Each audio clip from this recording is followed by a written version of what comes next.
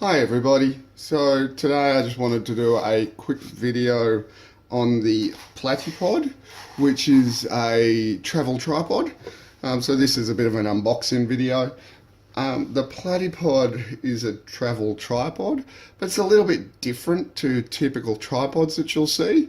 It's basically designed to be fairly compact, and there's a whole range of different sizes, but it takes a very different approach. So I'll run through what's included in the kit and what is separate. So the Platypod that I've got is called the Platypod Max, which is basically a bigger version of the Platypod. There are smaller sizes, but this is what's recommended for big lenses, DSLRs and heavier items. So this is the Platypod Max, and then separately there is an accessory kit that's also available. That's purchased separately, but it does work with the Platypod. So in terms of the actual Platypod itself, this is what you get. It's quite a nice box. It's well presented, and you've got the Platypod itself, which is quite a decent, looks like a machine graded metal. And then you've got these little feet. So these are two-sided. They can either be used as rubber stoppers, or you can use the spike side. So the idea is that instead of having a giant tripod, you basically just have this little thing.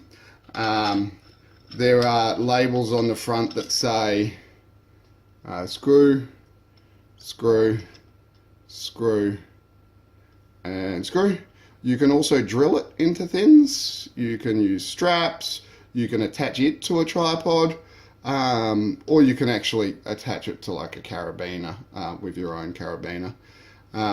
So what you do is you pull these out. There's a little magnetic locator on that, and so these just pull out, and as I said, you just screw them in to these screw holes.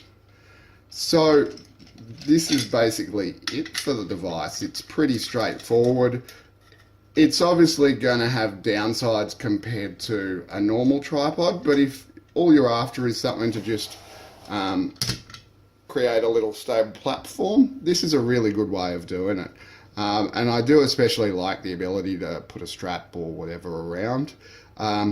With the spikes, you might use those for, I don't know, rocks or other materials that you need to sort of dig into a little bit more, whereas the rubber is going to be more for tables and those. And you can just switch it around.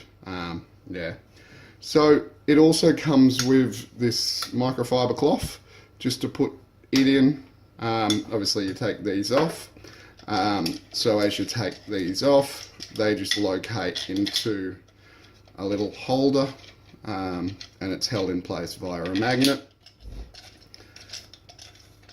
And once you've put that in, you're then ready to put it in its little travel pouch, which is just this thing.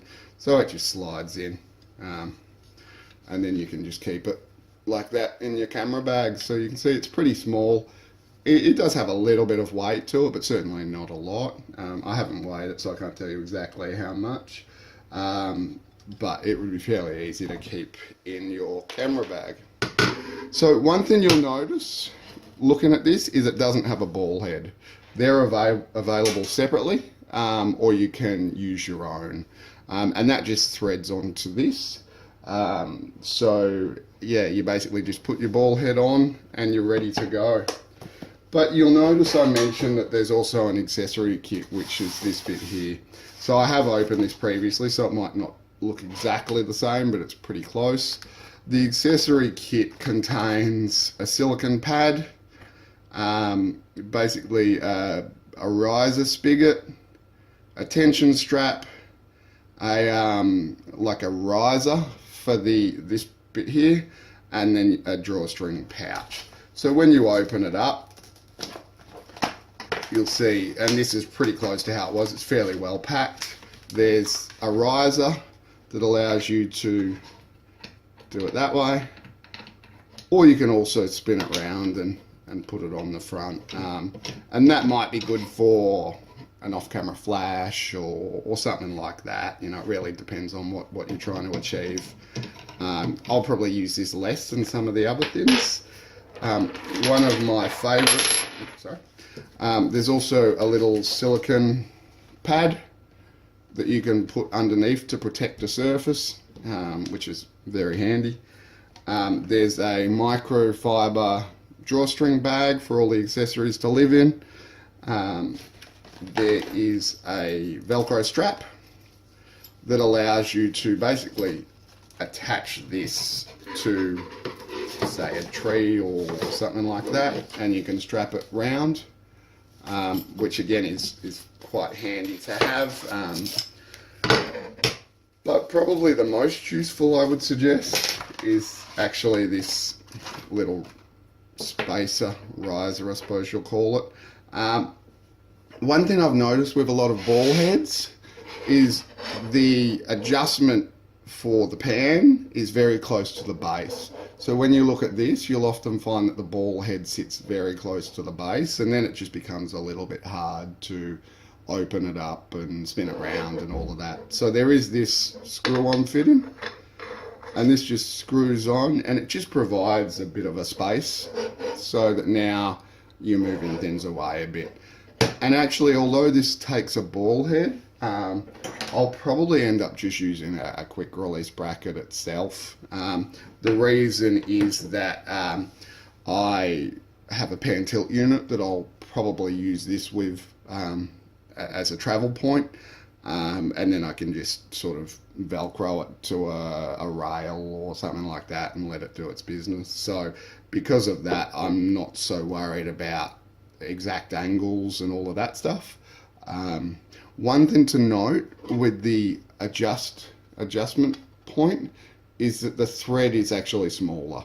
So if you're going to use a typical ball head, you're going to need to make sure that you've got one of those insert reducers, and so this is just an example of that. So basically it just takes a smaller bit and makes it a little bit bigger, so that then you've got the right thread, because this thread on this quick release is pretty typical of a ball head. Doesn't fit. So just with that quick release, with that spacer and the insert to change the size, it then means that you're actually going to be pretty close. So all I'm doing with this is just threading the quick release on. So I'm doing it pretty awkwardly because as soon as you're on camera you do things awkward. So you just thread that on, and now I've got a quick release point and I'm ready to attach my camera to it as I go. So there's not so much space, like height in this, which is good because it means I can put this whole thing in the drawstring bag and keep it as is, which is what I will do. But with a ball head, you'd probably have to disconnect the ball head to be able to have the height to fit it in the bag. So yeah, that's basically it with the Platypod. The Platypod itself, as I mentioned, is just the Platypod itself and a drawstring bag. The accessories gives you another drawstring bag for the accessories, a riser, a spacer which is under my quick release. The quick release isn't part of the kit, unfortunately, and also you have the strap as well. So this is available just through the Platypod website. That's where I got it from. I think you can get it from retailers as well, so have a look around. I'll put another review up later on to give you an idea on how I found the unit, any suggestions, tips, tricks, and those sorts of things. So thanks for watching. Stay tuned to my channel, and yeah, leave me comments if you've got any queries and I'll do my best to answer them. Thanks.